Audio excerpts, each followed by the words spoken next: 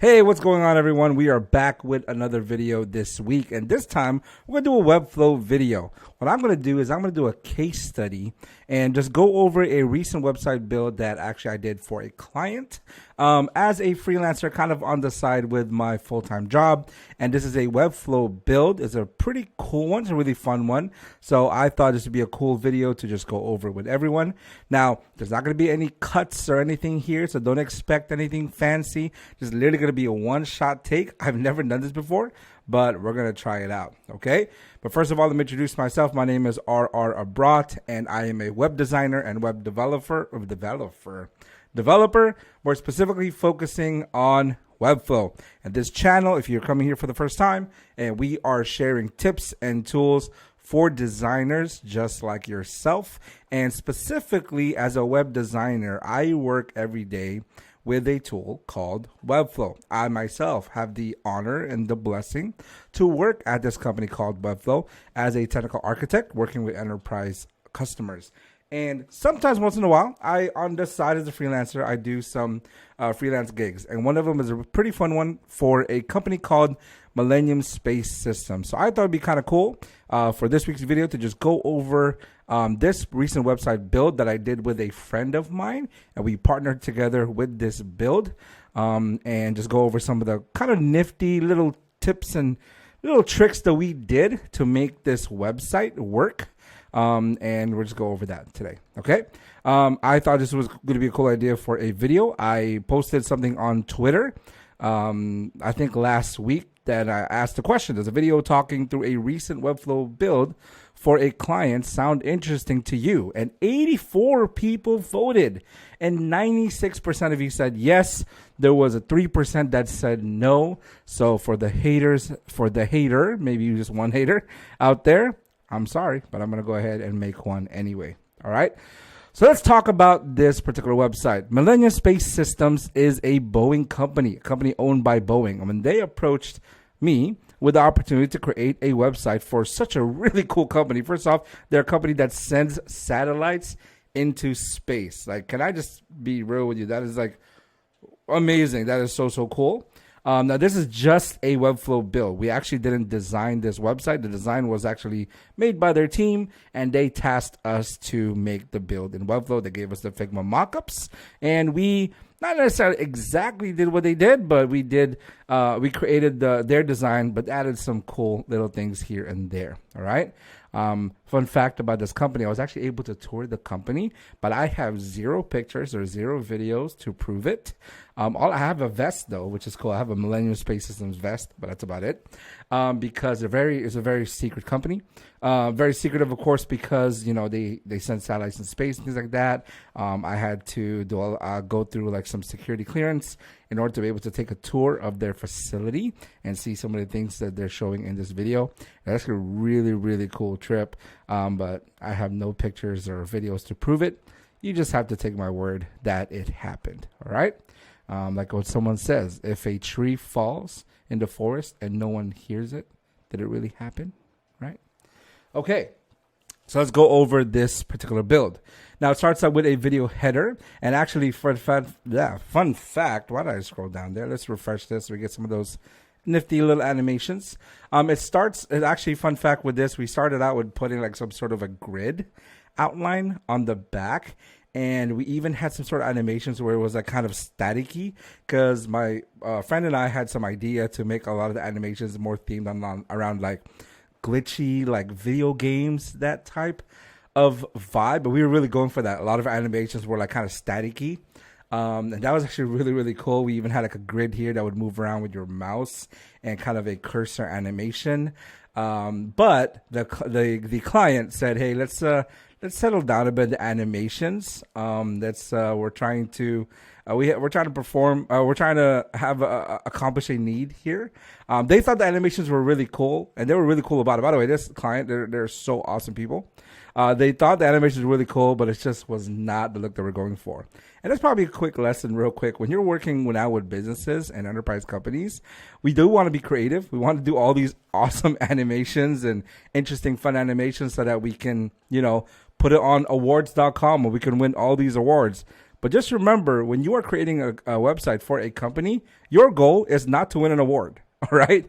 Your goal is to whatever's the business need of the website, right? With this particular one, they wanted to highlight their company. They actually wanted to recruit people to work for their company. Want to invite people, engineers, and people want to build cool things for space to work for their company. And that would, because of the clientele or the goal customer was kind of like engineers and things like that. They said they're probably not going to go for some of that fun animation stuff. So something to learn when you're starting to build websites for these companies is keep the company in mind. I know we want to be cool and win awards and, try to have that badge on the left nominated side of the day, but that's not our goal, right? Okay. Another fact thing about here. Well, we'll go over that later. We just show the website. I keep talking too much. Okay. So I'm going to go ahead and press down and scroll down here. And this is the first thing that pops up. And this was actually pretty cool. We created some sort of script, or we didn't create the script from scratch. We got some sort of script that when a number loads up, and you actually see this throughout the site, that when statistics load up, it was more of a counting, right? So that was actually a leftover from our kind of glitchy days that they liked. So we kept that. I got something here where you hover over it and actually it shows some text over it. And believe it or not, this is actually a really hard animation to do. I'm going to show you an animation later that you're going to think is really pretty cool. But this animation was harder because the reason why there were so many things going on with this animation. When you hover over something, this particular box had to expand while everything else would kind of contract. And also the text itself, because I want it to be in the middle. When it's not expanded, I want it to be in the middle. So, with Webflow, that's going to be a flex, right? And have it be in the middle. But then when we hover over it, we want the paragraph to kind of show up and then fade in. But then we didn't want it to be in the middle anymore. We want it to be on the top. But then we wanted to make that as seamless as possible. Notice how it's not even moving. So that's a little interesting fun factor, because even if I move this up or down, it's always going to be in the middle, right? So that was actually pretty difficult animation to do. Let me know if you have any questions. I can kind of show you a little bit how that was done, or kind of explain a little bit. But it was one of those animations that you can't replicate. It can only be done one time. Now this one, when I scroll down, is my favorite animation. Okay, I'm gonna scroll down here, and this is my favorite one. Couple things here. Notice that these satellites are hovering up and down, kind of have it on a constant looping motion of up and down because it is in space. That's what there's that X-Files. That's space. Yeah, right. Kind of. Yeah. Okay. So with this particular animation, okay. So we're gonna do this. I'm gonna click it. What it does is it highlights the type of satellite and then just has some descriptions about them. And then you can go ahead and click this and then go over here. And there's that particular satellite. Go over here. And then there's this particular satellite as well. And this one was also pretty tricky as well. This one's kind of showing the Earth or something like that. I think satellite's more closer to orbit, and this one's kind of closer to the moon. So these are kind of different distances between the Earth and the moon, and the satellites in between, the different types of satellites in between. This was actually pretty complicated animation as well. First off, we have it that when it goes into view, these satellites are kind of hovering up and down. Okay. And then whenever you click this right here, what this does is actually, this was an image. At first we had it as a Lottie. We actually had a Lottie animation that this was a Lottie animation. When you click it, the Lottie animation will begin to play. And then whenever you X out of it, then it'll stop. There were some issues that were caused there. For some reason, the Lottie kept kind of rotating back into its place, and I didn't like that particularly. But the most important one, the Lottie file was just too big. And we tried skipping every other frame of the Lottie animation. We tried so many things, but it was just too big and bulky, and it was affecting the performance of the site, right? So we said, why don't we actually test out making it to a GIF instead, or GIF, however you pronounce it. Let me know in the comments below if you say GIF or GIF. just a fun fact, it's GIF, okay? It's not a peanut butter. GIF stands for graphic, I think, interchangeable format or something like that. So it should be GIF. But anyway, it's not giraffic. Okay. But what was I talking about? So we tested it as a GIF, and it performed a lot better. And the files, the file sizes were a lot smaller than the lot of animations. So we stuck with it being a GIF. It's not ideally what I want, because when you exit, it kind of goes back to that picture, and then it goes back again. And at least it's performing a lot better, and they really liked it. Couple things. One other thing to note: when you're building a website for a company, performance should be top of mind, right? You can have all these amazing, cool things, but if it doesn't perform well, then people aren't going to want to see it, right? They're not going to want to wait for it. It's not that cool that you'll wait for it. Wow, I am 11 minutes into this video. Here we go.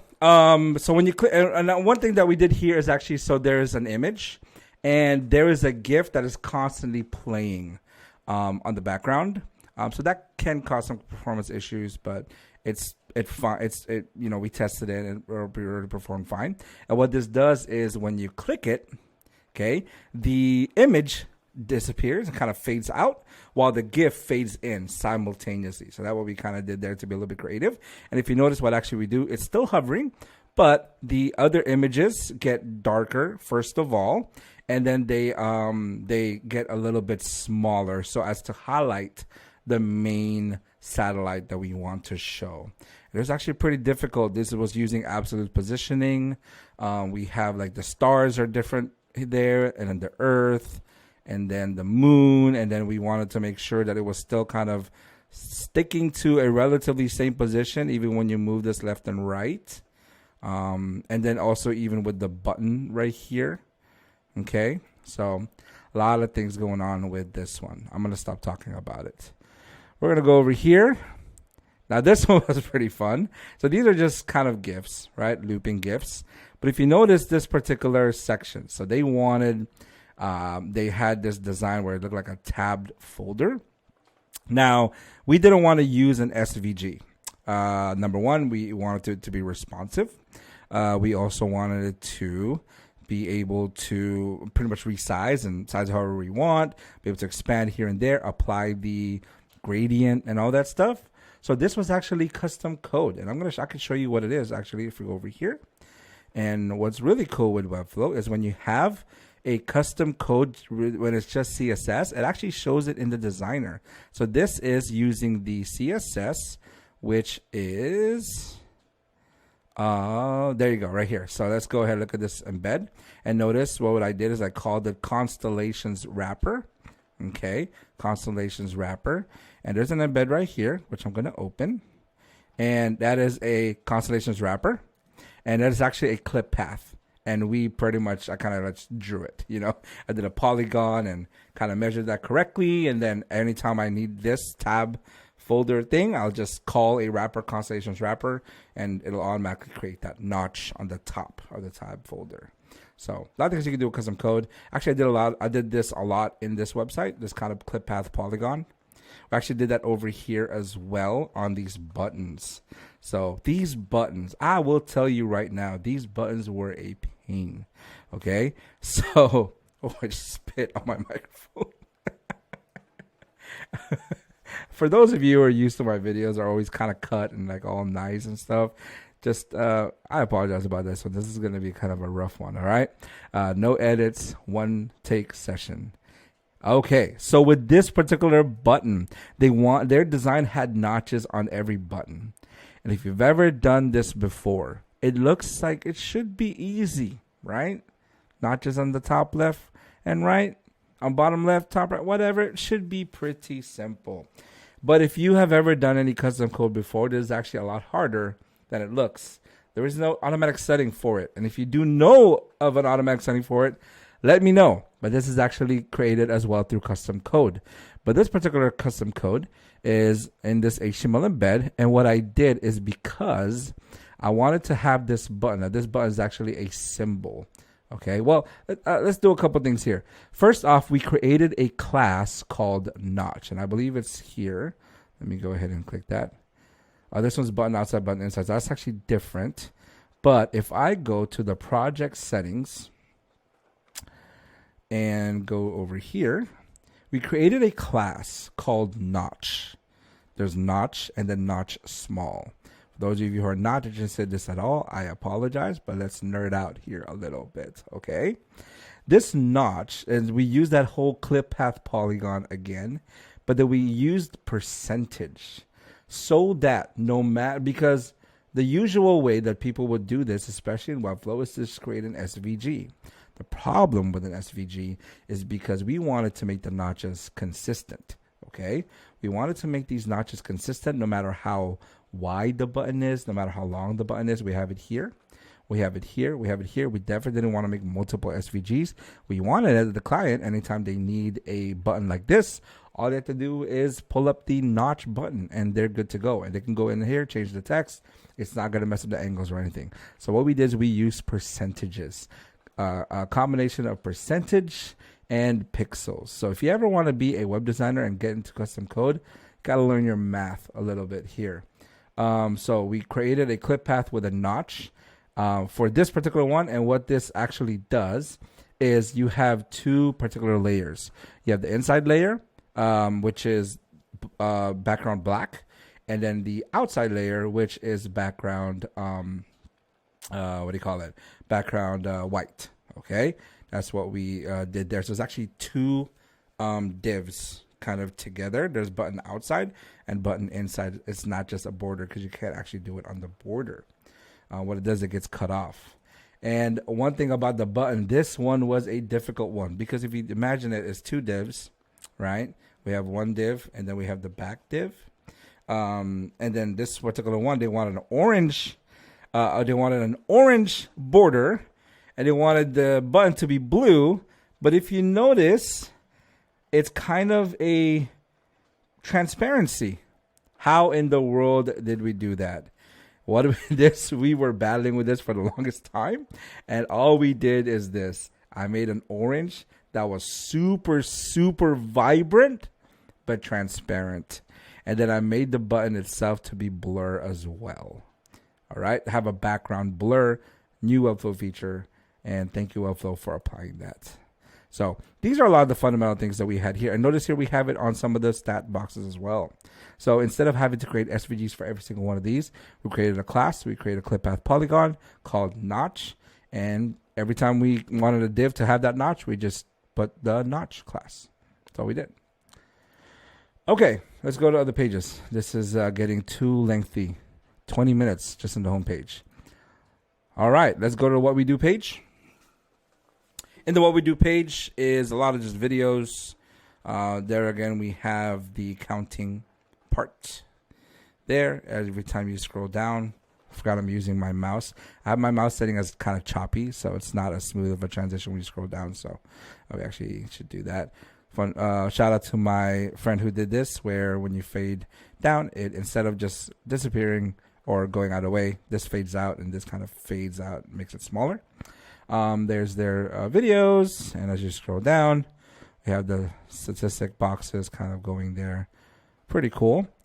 These are call to action. Now these call to actions have different background pictures, different titles, different subtitles, and different button links. So what we did is we created a symbol for call to action and just used custom overrides. We used overrides to change the title, change the subtitle, change the buttons, and that looks like this.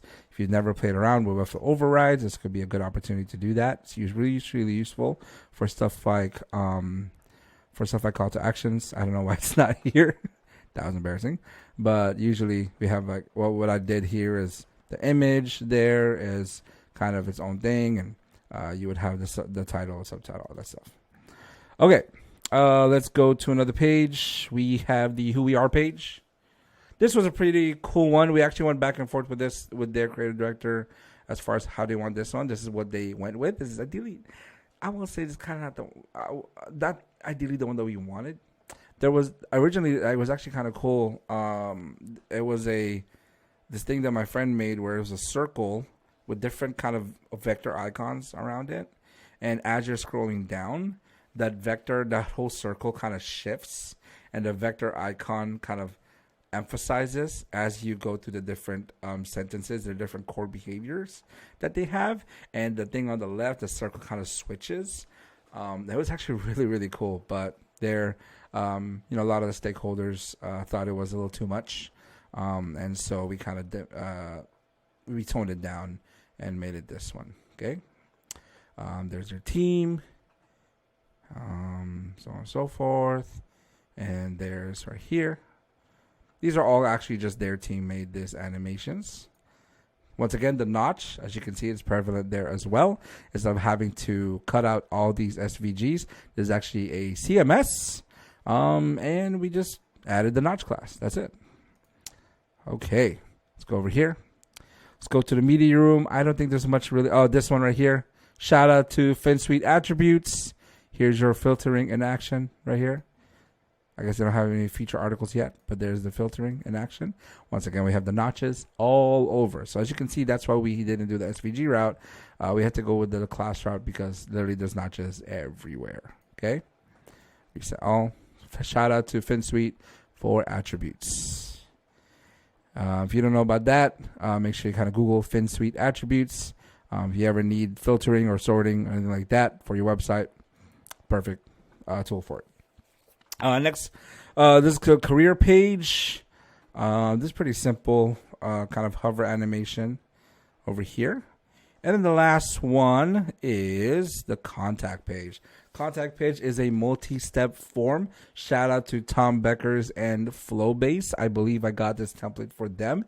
Then I just modified it to fit to what we need. So you do contact, boom, type your message, boom. And then insert all the stuff, complete submission, and there's the information.